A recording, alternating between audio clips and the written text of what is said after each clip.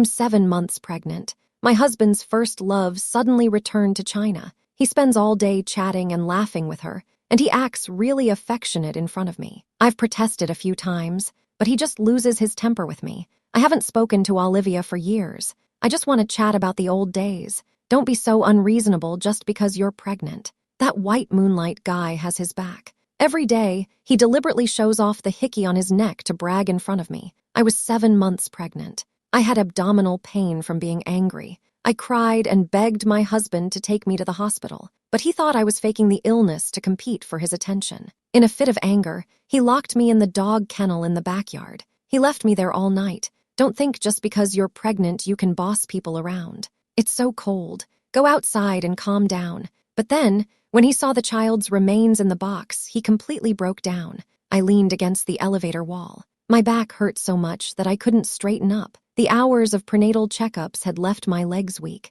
I was carrying a bag of test results and supplements prescribed by the doctor. Since becoming pregnant, my body had become increasingly heavy. My husband had not accompanied me to any of these checkups. I could barely hold on any longer. The door was not closed properly. I gave it a gentle push. I saw Olivia leaning in Nathan's arms. She was smiling so happily. Her long, flaxen hair fell like silk over his shoulders. She rested one leg on Nathan's lap. Her fingers traced gentle circles on his chest. She smiled. "Nathan, you never used to be so bold. It seems that being in love for a long time really can change a person." Olivia's fingers deftly unbuttoned his shirt, one after the other, revealing his firm chest. She leaned down. Before long, she had Nathan trembling uncontrollably. The sound of fabric rubbing could be heard in the room, along with Olivia's suppressed gasps. I stood in the doorway, stunned, unable to move. Olivia noticed me then, but instead of stopping, she became even more brazen.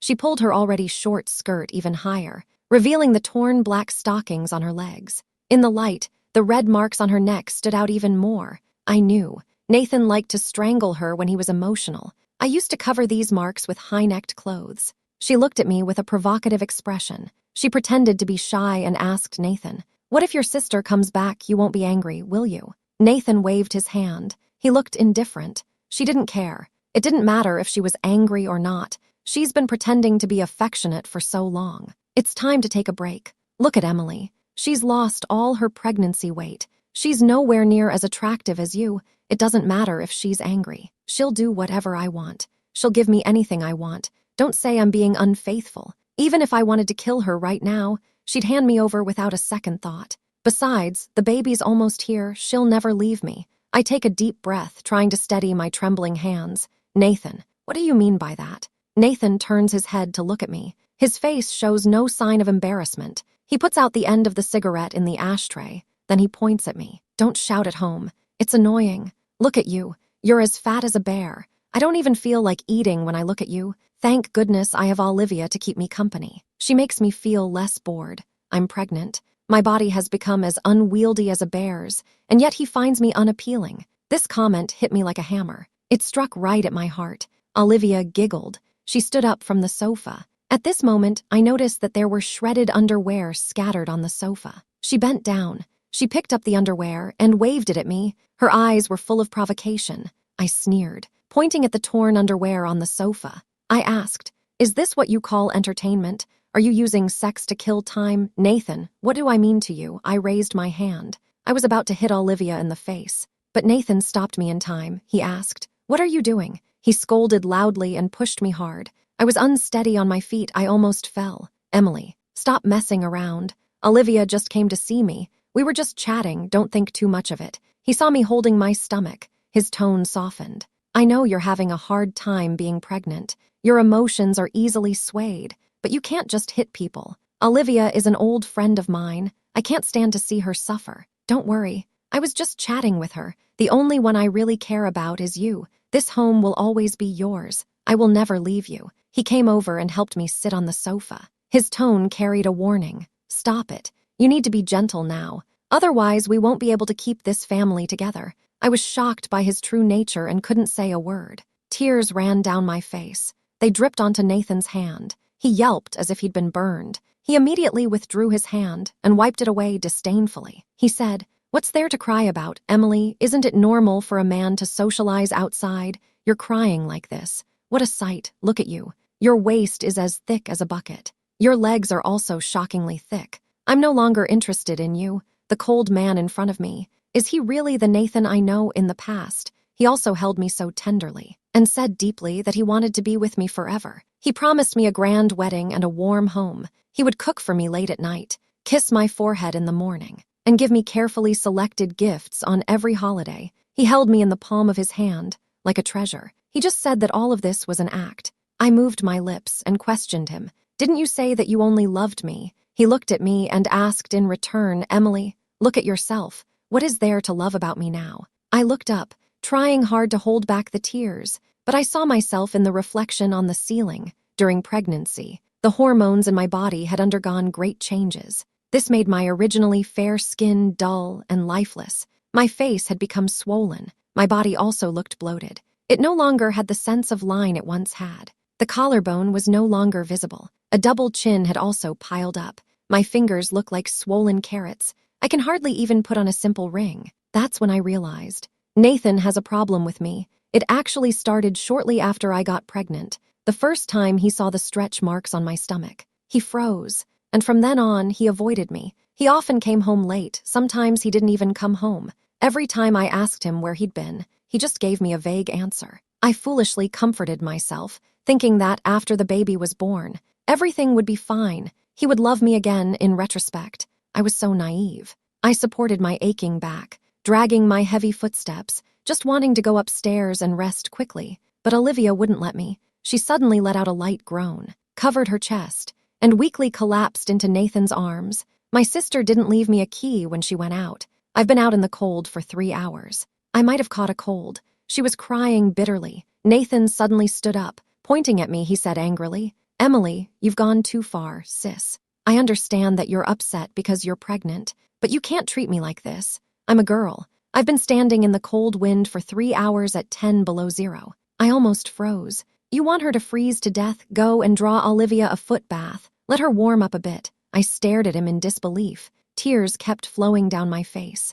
Nathan, tell me what to do. Are you okay? I'm in the 3rd trimester now. My belly is so big that I can't even see my feet. How can I bend down? I'm not going. Nathan's eyes immediately became sharp. It seemed like he was ready to attack me at any time. My belly suddenly started to ache. I touched my belly with my hand. I could feel the baby moving around a lot. I thought, I'd better not make Nathan angry. It would be bad if it hurts the baby. I slowly walked to the bathroom. I poured hot water into the basin. I tested the water temperature. When I felt it was right, I carried the basin to Olivia. She lifted her foot haughtily. She unceremoniously put it in the basin. She even deliberately touched the back of my hand with her toes. Her eyes were full of defiance. She said, For the sake of my sister, I'll forgive you. She suddenly let out a scream. She quickly pulled her foot out of the basin. She shouted, The water's too hot. When Nathan heard this, he couldn't hold back any longer. He rushed up to me in an instant. He raised his hand and slapped me. The slap landed on my face.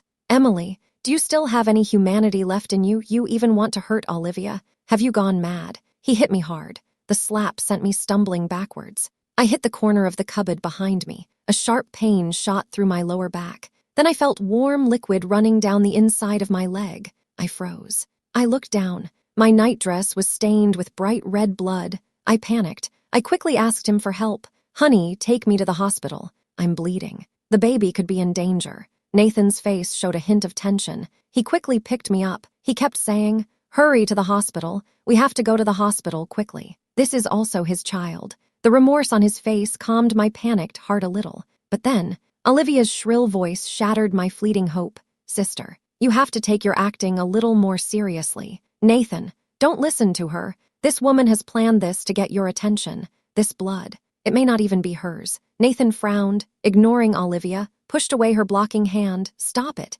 If it affects my child, I won't be polite. Olivia just smiled, took the ketchup out of the refrigerator, held it high. It's 7 months old. How could the baby be that fragile? My sister is competing for attention. She's putting on an act with the ketchup. Nathan, why did you believe her? Nathan suddenly stopped. He stared down at me. His eyes were full of doubt and disgust. He said coldly, Emily, you're competing for attention. You're even using your child. You really get on my nerves. Nathan threw me on the sofa. I curled up. Instinctively, I protected my stomach. I didn't. It was the tomato sauce left over from the last baking session. I forgot to throw it away. He didn't believe a word I said.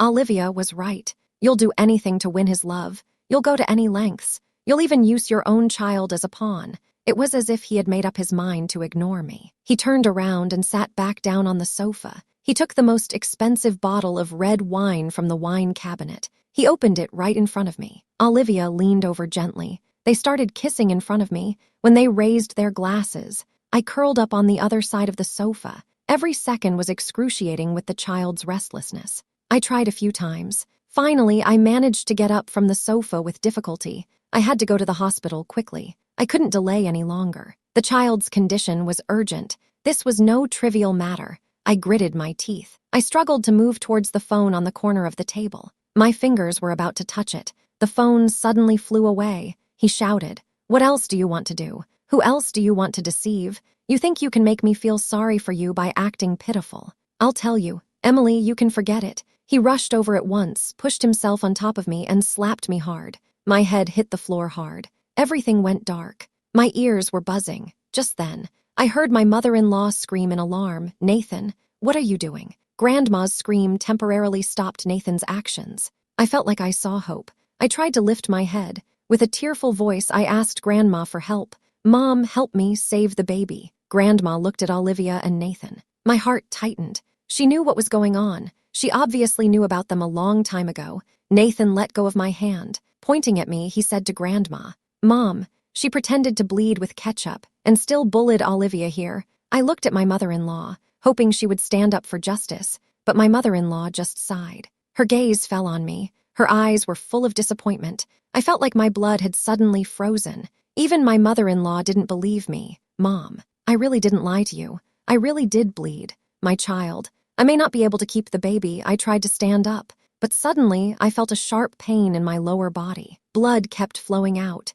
Mom said, "I understand. I am also a woman. How could I not understand what you are feeling? I even used ketchup on purpose." My mother-in-law actually believed Olivia's story. My prenatal checkups have always been normal, but that doesn't mean I won't go into early labor. In their eyes, the lives of my child and I are not as valuable as Olivia's hair. That's right. Sister, even if you don't like me, you can't joke about children. Olivia wiped away her tears, looking weak and innocent, but I noticed a gleam of triumph in her eyes. Nathan dragged me up without saying a word. I was in so much pain that I almost fainted, but I still held on to my belly tightly. The baby kicked restlessly inside me, as if it could feel my fear. I shouted, "Nathan, what are you doing?" Zio is pregnant." My mother-in-law hesitated. "Mom, don't worry. I know what to do. She needs to be taught a lesson. I have to teach her a lesson today." Nathan interrupted impatiently. The backyard dog kennel door opened. An unpleasant smell hit me.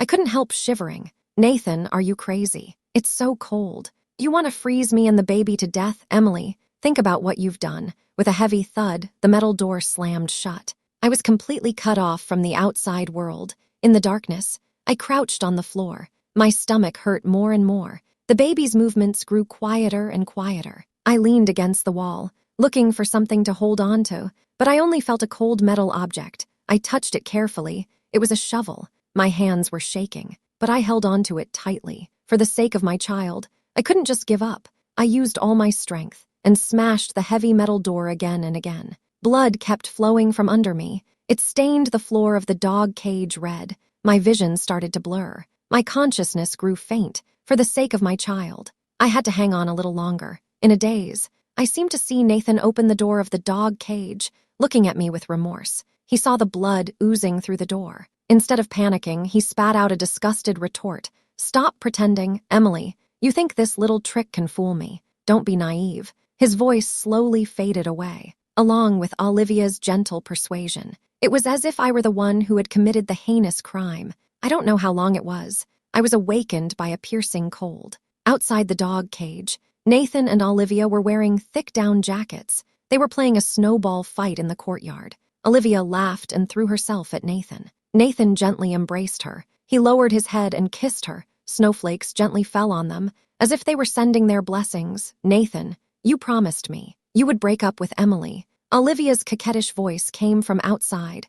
I remembered that I had also been like Olivia, leaning on Nathan's shoulder, feeling his tenderness and affection. 2 years ago, I met Nathan at university. He was tall, cheerful, talented, a star figure at school, and although my family was average, through my own efforts, I also became one of the top students at school. We attracted each other, appreciated each other, and fell in love quickly after graduation. We worked hard together, experienced many difficulties and challenges, and finally settled down.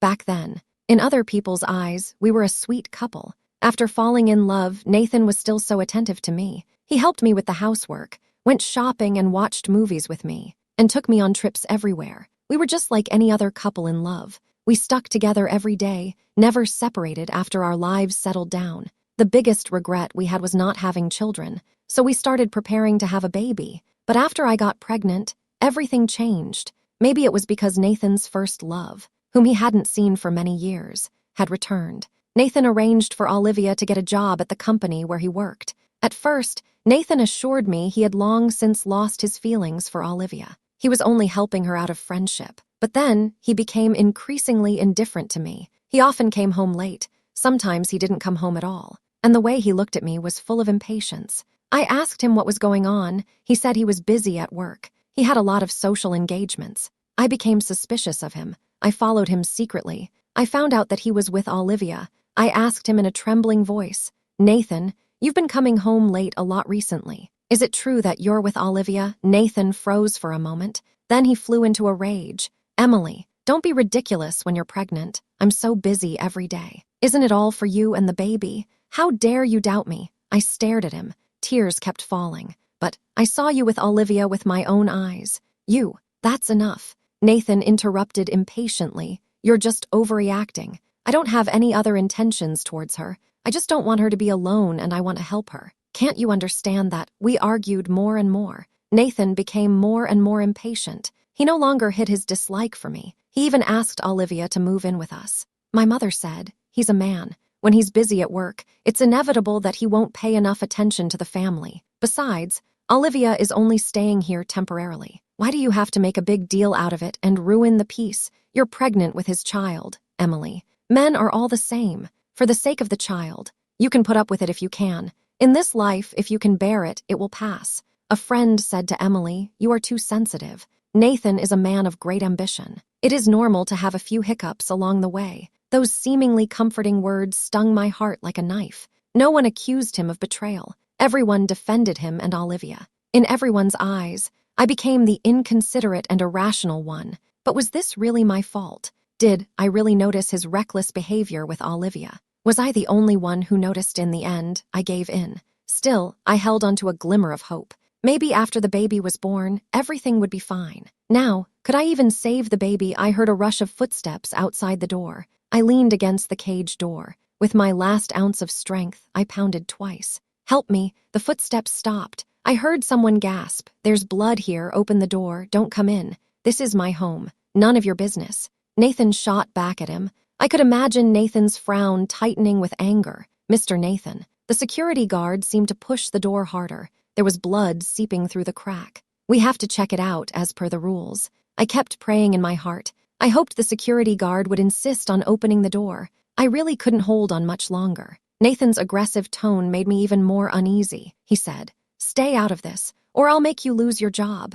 Mr. Nathan, whether you like it or not, you have to open the door now." The sound of the collision made my ears buzz, but the iron door still didn't move. I felt dizzy. I fainted. When I opened my eyes again, I saw the white walls of the hospital room. My lower abdomen hurt. I raised my hand and felt it. I found that my stomach had become flat. I hurriedly asked, "Where is my child? Where did my child go?" I tightly grasped the nurse's hand. I was about to collapse. She had an expression of unbearable pain on her face. She whispered to me, "The baby is gone. When you were brought in, he had already died in the womb." I suddenly froze on the hospital bed. Even breathing became difficult. "The security guard found the bloodstains and brought you here in time. Unfortunately, it was too late. We couldn't save him," she said while helping me tuck in the corners of the quilt. Her eyes were full of sympathy. Nathan resolutely refused to let the security guard open the door to the dog cage. But in the end, the security guard agreed.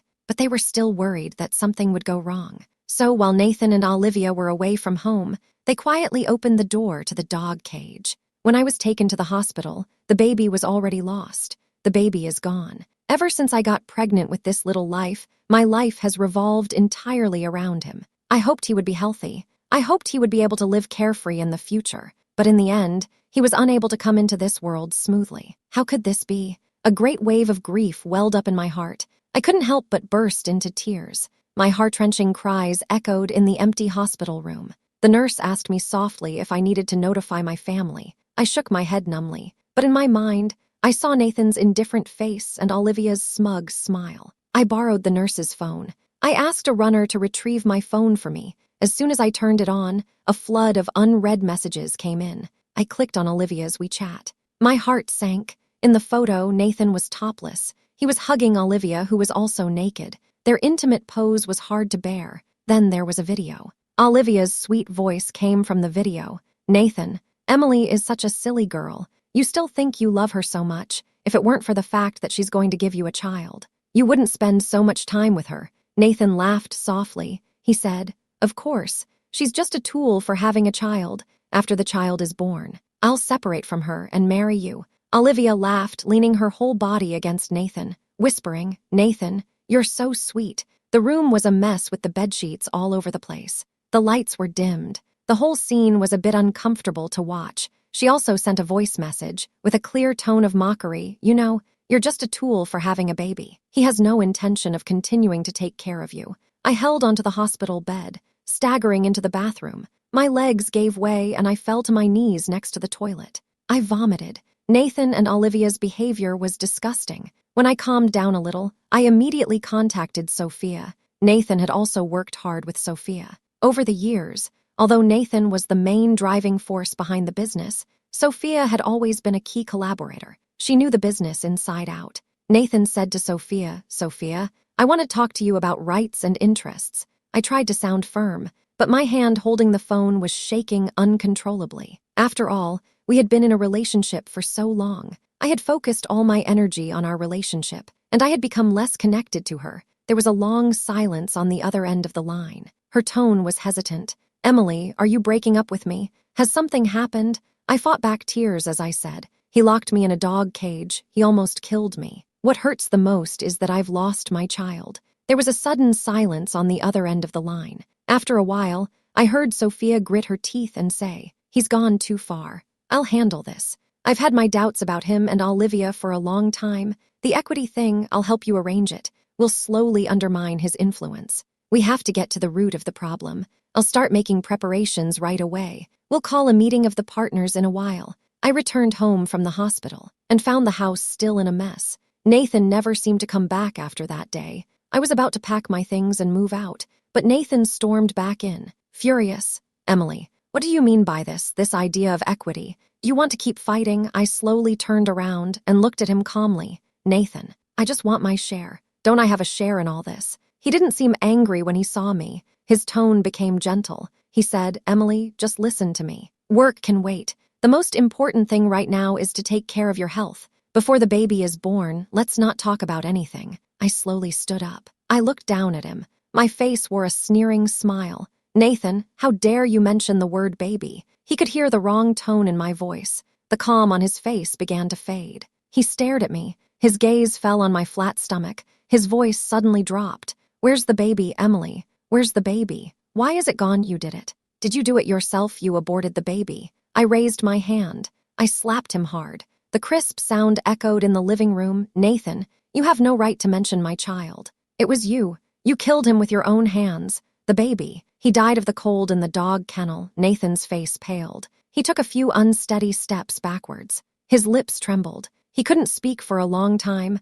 I picked up the small box containing the baby. I placed it gently on the table. His eyes suddenly widened. His breathing became rapid. "No, it's impossible," he muttered under his breath. His voice trembled so much that it was almost inaudible. "This can't be." He suddenly rushed to the table. With trembling hands, he picked up the box and let out a heart-wrenching cry. I looked at his agonized face, and I just found it funny. He was still sobbing as he explained to me, "Emily, I was so impulsive back then. I really didn't think it would turn out like this." His words were stuttering. His voice got smaller and smaller, almost inaudible. I just wanted to let you not worry too much. The baby's checkups were so good. Nothing could go wrong. I never wanted to hurt the baby. Really. I was just so angry. She said, covering her face in pain. Her voice was choking. I really didn't think it would come to this. I laid bare the truth. Nathan, you're a murderer. You ignored my pleas for help. You killed the baby yourself. Don't pretend to be so sentimental. It's too late. I took the pre-prepared breakup agreement from my bag and threw it in his face. It was as if he had heard something unbelievable. He suddenly looked up. His eyes were full of surprise. Emily, you want to break up with me. What else? Keep you for the new year, or wait for you to be unhappy one day and put me in a cage again. He grabbed the breakup agreement and read it hastily. His face turned even worse. Emily, I know I was wrong. I was confused at the time. Seeing my resolute attitude, he didn't want to hear anymore. He helplessly put down the agreement, trying to salvage the situation. Emily, all the years we've been together. Have you forgotten we've worked hard together, and we've been through so many difficulties together? Yes, we've always fought side by side, and we've been through countless storms. I imitated his words, but my tone was full of sarcasm. And then, after you settled down, you went to find a young and beautiful white moonlight. You left me, the woman who gave birth to your children, aside. When you and Olivia made out in bed, why didn't you think about all the difficulties we had been through together? When you did that to her, why didn't you think about me at home waiting for you with a big belly? Nathan, you really let me down. He was speechless for a moment. His face turned pale. He held the separation agreement tightly. His knuckles were white, but he just wouldn't sign it. Emily, you really want to go this far? I took out my phone and played a video. In the video, he was on top of Olivia. The scene was uncomfortable. Nathan, think carefully,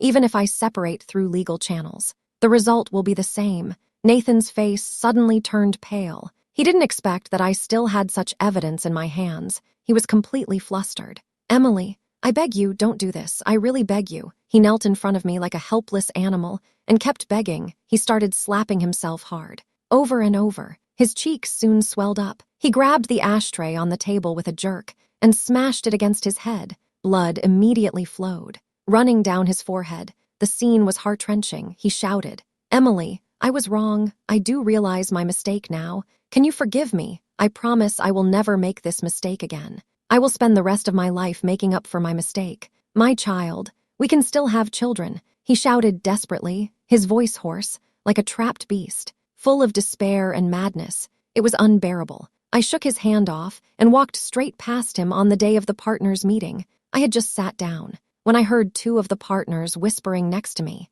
Have you heard? Nathan's been acting strange lately. He's even set up an altar at home. He says he wants to keep the baby's spirit there. Really? I heard he even hired a fortune teller at a high price.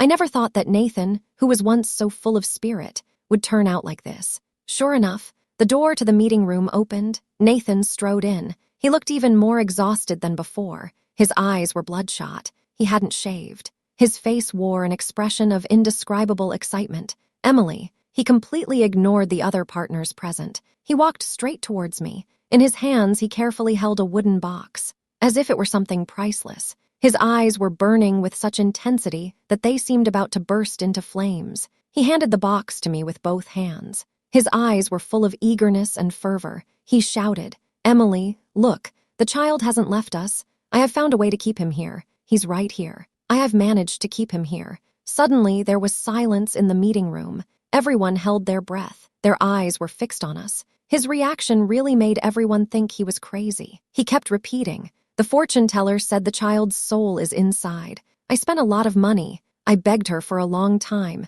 She agreed to help me. Someone couldn't help but say, Nathan, you really are crazy. Sophia was shocked. She quickly pulled me away, but he pretended not to hear. He kept talking. Emily, I know you're angry with me, but I'm already trying to make amends. Look, the child's soul is here. I'll get him back to us. I can do it. I immediately grabbed the wooden box and slammed it onto the floor. With a loud, cracking sound, the box broke into several pieces. The pieces flew everywhere. The sound could be heard throughout the conference room. If the child follows you, it will feel unclean. Nathan, do you really think I would give you the remains of a real child? Forget it. I glared at him angrily. I really wanted to smash him to pieces. He looked as if the sky had fallen. He knelt down in fear. His hands trembled as he picked up the pieces. He kept saying, No, don't break. Don't break. The baby. The baby. Nathan picked up a few pieces of the wooden box. He stood up and looked at me again. His eyes were full of confusion. His hands trembled slightly. He threw a document at me. Then he held the pieces of the box in a shaking hand and prepared to leave. At that moment, the door to the meeting room opened again. A group of police officers came in quickly. They surrounded Nathan. One of them said to him, "Mr. Nathan, we have received a report. We suspect you of commercial fraud. Please come with us to assist in the investigation." Nathan's face suddenly turned pale. He opened his mouth. His eyes fell on me. It seemed that he wanted to question me. I smiled lightly. I said to him, "Good luck." Mr. Nathan, in the days that followed, I handed over all my business affairs directly to Sophia. She is very efficient and very capable. I feel very relieved to have handed over my business to her. I sold most of my shares. I only kept a small number as a token. A few days later, I formally submitted a divorce application to the court. The divorce proceedings went very smoothly. Nathan was not at all bothered by it. He was now focusing all his energy on the fortune teller, who claimed to be able to resurrect our child.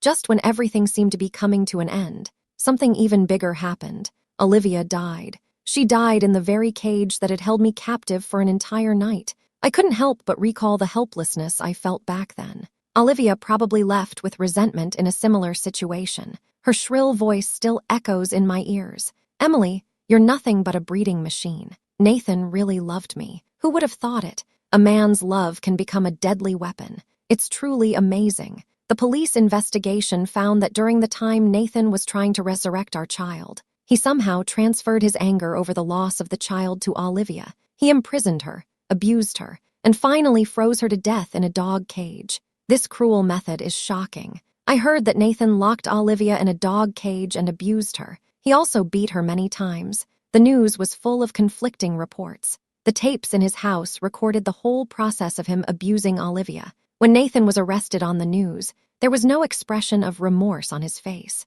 Instead, he looked extremely crazy. "She did something wrong. She killed my child. I just did what I had to do. The responsibility is not mine." What I didn't expect was that he managed to get away with it after all. The judicial authorities announced that Nathan was mentally ill. After numerous examinations, he was spared a heavy sentence and was admitted to a psychiatric hospital. The next day, I bought a small cake. I took it to my child's grave. The name engraved on the tombstone made me feel bad. It was the nickname I hadn't had time to call out. Drizzle was falling gently. I knelt down on one knee. I placed the small cake in front of the grave. "My baby, you would have liked it, wouldn't you?" My mother reassured me. "Don't worry. I've already settled the score for you. You don't have to be afraid anymore. Those who bullied you, they have paid their debt." The wind blew. The flame of the candle flickered. It was as if the child was responding to me. I stood up. I took one last look at the tombstone. Then I turned and walked away. Maybe my baby will come back again.